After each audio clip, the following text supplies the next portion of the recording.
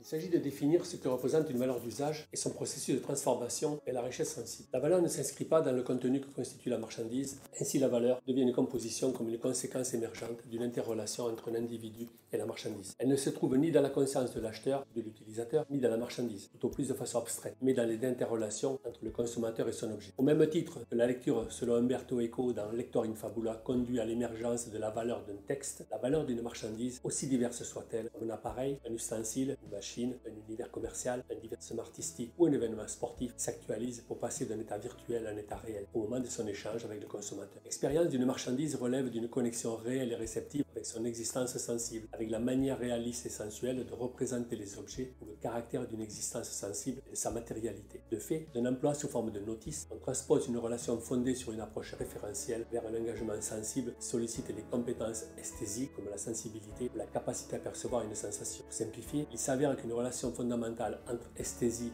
ou les sensations, esthétique ou les formes et éthique les valeurs s'instaure et va influencer l'approche du monde sensible et orienter une question aussi complexe que sa représentation communicationnelle. Comment considérer la notion de richesse? Comparé à la richesse sociale, la richesse capitaliste se constitue différemment. Les éléments importants de la richesse sensible ne figurent pas dans l'univers de la marchandise. La richesse sensible répond d'abord à la faculté pour un individu de disposer de ce qui lui semble propre pour vivre et jouir de sa vie. Bien pure, la richesse des relations sociales et celle du temps libre s'opposent à la transformation en marchandise. Ainsi, selon les critères de la société capitaliste, il ne compte pas comme de la richesse sociale à côté des biens et des services produits qui peuvent satisfaire aussi des besoins sensibles. L'univers de la marchandise contient aussi des marchandises qui échappent complètement au monde de la richesse sensible. Il s'agit des marchandises négociées sur les marchés financiers et les marchés de capitaux, comme les actions, les obligations, les dettes souveraines, les titres de créance, les dérivés financiers et le capital humain, composé de la cherté individuelle des sujets, opprimés ou nantis, exprimés par leur valeur marchande, faite d'aptitude, de talent ou de vertu. La transformation de la richesse en richesse marchande ne modifie pas seulement sa composition, mais aussi son essence. Dans la société capitaliste, les marchandises ne représentent pas de la richesse pour la raison qu'elles peuvent satisfaire des besoins. Ce qui devient bien plus déterminant représente la capacité à commercialiser des biens matériels et des services, comme vendre des automobiles, des produits alimentaires et des prestations avec lesquels on en retirera